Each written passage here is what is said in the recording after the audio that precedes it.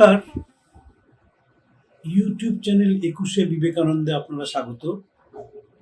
২১ শতকে আমরা সবসময় এমন একজন মানুষ খুঁজি যিনি ঝকঝকে হবে, তার ব্যক্তিত্ব আমাদের আকর্ষণ করবে, তার আচার ব্যবহার কথাবার্তা আমাদের আলো দেখাবে।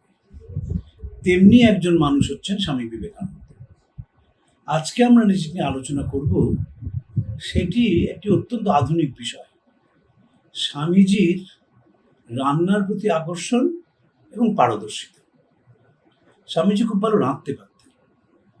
যে বাড়িতে জন্মেছিলেন স্বামীজি, সেই বাড়িতে রান্নার একটা চল ছিল। বিশ্বনাথ দত্ত খুব সূক্ষ্ম মানুষ ছিলেন, তার রুচিবোধ ছিল এবং তিনি প্রায় বাড়িতে সেই যুগে বিরিয়ানি করে খেতেন। এই বিরিয়ানি রান্না করতে রাজাবাজার থেকে একজন মুসলমান ভদ্রলোক যেতেন, তিনি রান্না করতেন। মনে রাখতে হবে, বিশ্বনাথ দত্ত মারা যান 1884 সালে। 1883, 82, 81, 80 এইরকম সময় কোনো হিন্দুর বাড়িতে মুসলমান পাচক গিয়ে বিরিয়ানি করে খাওয়াচ্ছে, এর খুব একটা বেশি উদাহরণ আমরা পাই না। এবং সব কিছুর মধ্যে থেকে একটা মানুষ উদার হয়ে ওঠে। বিবেকানন্দ যে উদার ছিলেন তার বড় কারণ ছিল যে পরিবারে তিনি জন্মেছিলেন, সে পরিবার তাকে ঔদার্য শিখিয়েছিল এবং যে গুরুর সঙ্গে কাছে গিয়ে পড়েছিলেন শ্রীরামকৃষ্ণ, তার তো উদারতাই ছিল জীবনের মূল দর্শন। স্বামীজি আমেরিকাতে গিয়েও রান্না ছাড়েননি। মাঝে মাঝেই তার বন্ধুদের রান্না করে খাওয়াতেন। একটি সাধুর অদ্ভুত করা চিঠি আমরা পাই।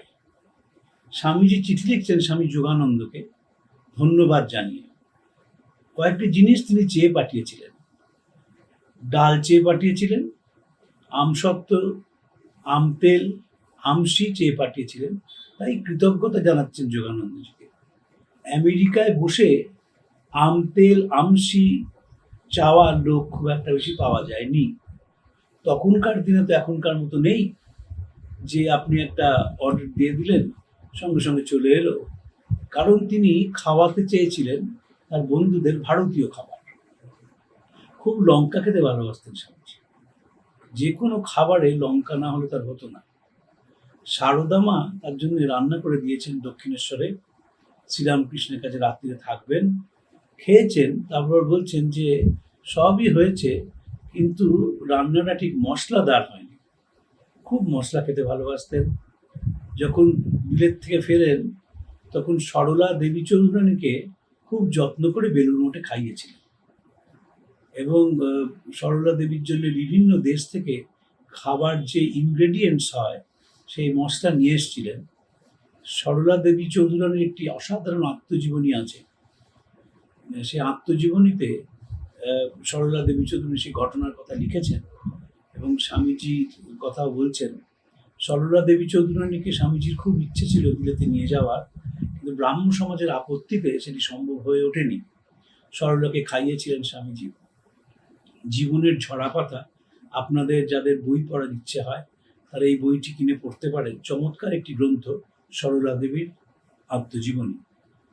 কলকাতায় যেদিন খুব বড় গ্রহণ হয়েছিল, সেই গ্রহণের সময় আমরা দেখব শিষ্য শরৎচন্দ্র চক্রবর্তী বলরাম মন্দিরে রান্না করছেন এবং স্বামীজি স্নান করে এসে বসেছেন, আর ধৈর্য ধরছে না, বলছেন তাড়াতাড়ি খাবারটা দে। অনেকেই মনে করেছেন যে স্বামীজির এটা কেন হতো, কেন তিনি কি তাহলে খুব লোভী ছিলেন? আসলে তা না। স্বামীজির আনট্রিটেড ডায়াবেটিস ছিল। আনট্রিটেড ডায়াবেটিস যাদের হয় তাদের স্নান করার পরে খিদে পেয়ে যায়। স্বামীজিরও সেইটা হয়েছে। বেলুড় মঠে প্রত্যেক বছর স্বামীজির জন্মতিথিতে তার ব্রেকফাস্ট টেবিল সাজানো হয়। স্বামীজি খুব পছন্দ করতেন পোস্ট এগ খেতে এবং যেখানেই গেছেন সেখানেই তার রন্ধন পারদর্শিতা মানুষকে মুগ্ধ করেছে। 1901 সালে চলেছেন মায়াবতীতে। মিস্টার সেভিয়ার মারা গেছেন। মিসেস সেভিয়ারকে সান্ত্বনা দিতে, স্বামীজির শরীরও তখন খুব একটা ভালো নেই, বিদেশ থেকে ফিরেছেন 1900 সালের শেষে। 1901 সালে রওনা হচ্ছেন মায়াবতী এবং সেই পথে ঝড় হয়েছে। সারা রাত পালকিতে ছিলেন, কারণ তখন তো হয় পালকি নয় ঘোড়া যাওয়ার উপায় মায়াবতীতে। সেইভাবে পালকি বাহকরা চলে গেছেন, তারা আবার পরের দিন এসে নিয়ে যাচ্ছেন। স্বামী বিরজানন্দজি, যিনি রামকৃষ্ণ মঠ মিশনের অধ্যক্ষ হয়েছিলেন, স্বামীজির দুই শিষ্য অধ্যক্ষ হন, স্বামী শুদ্ধানন্দজি এবং স্বামী বিরজানন্দজি। বিরজানন্দজিকে ভুনা খিচুড়ি রান্না করতে শেখাচ্ছেন, যে কিভাবে এটা রান্না করলে খেতে খুব সুস্বাদু হবে। মানবেন্দ্রনাথ রায়, মানে তিনি মঠে গিয়েছিলেন, নরেন্দ্রনাথ ভট্টাচার্য, তিনি মঠে গিয়েছিলেন কয়েকজন বন্ধুকে নিয়ে। তিনি লিখছেন যে স্বামীজি দেখেই বললেন, ওরে ওরা কলেজ থেকে এসেছে, মুখগুলো খুব শুকনো। সদানন্দজি পাশ দিয়ে আছে, ওদের জন্য তাড়াতাড়ি কিছু খিচুড়ি আর পাঁঠার মাংস করে নিয়ে আয়। তো এই যে মানুষকে খেতে ভালোবাসে এবং খাওয়ানো, স্বামীজির কথা প্রায় বলতেন যে ভালো গান করে আর যে ভালো রান্না করে সে তাড়াতাড়ি ঈশ্বরের সান্নিধ্য লাভ করে। নিজে চমৎকার গান গাইতেন, তার গানের শিক্ষক ছিল, সে বিষয়ে আমরা পরে একবার আলোচনা করব। কিন্তু এই যে ঝকঝকে মানুষটি, তার সব দিকে নজর ছিল। আসলে আধ্যাত্মিকতা মানে পূর্ণতা, আধ্যাত্মিকতা মানে ঘণ্টা নাড়া নয়, আধ্যাত্মিকতা মানে ব্রত উপবাস পালন করা নয়, আধ্যাত্মিক মানে গঙ্গা স্নান করা নয়, আধ্যাত্মিকতা মানে পারিপার্শ্বিকতা সম্বন্ধে সচেতনতা। যিনি আধ্যাত্মিক হন তার সব দিকে নজর থাকে। বিবেকানন্দ সেই সব দিকে নজর ছিল বলেই বিদেশে যেখানে গেছেন সেখানে তিনি সম্মান অর্জন করেছেন। এবং মনে রাখতে হবে, এই সম্মানের একটি বড় জিনিস হচ্ছে খাওয়া এবং খাওয়ানো। আমরা মহেন্দ্রনাথ দত্তের বইতে পাই, ইংল্যান্ডে স্বামীজিকে প্রায় লাঞ্চ এবং ডিনারে বড় বড় মানুষেরা ডাকতেন, তাদের বাড়িতে যেতে হতো। এবং আমরা বুঝতেই পারি যে টেবিল ম্যানার্স তিনি রপ্ত করে ফেলেছিলেন। কারণ তখনকার দিনে ইংল্যান্ডে, এখনকার মতো তো নয়, এখনকার ইংল্যান্ডে আপনি হাত দিয়েও খেতে পারেন, সাহেবরা কিছু মনে করবে না। কিন্তু তখনকার দিনে স্বামীজি যখন গেছেন 1896 সাল, তখন কিন্তু সাহেবরা টেবিল ম্যানার্স খুব মেনটেন করতেন।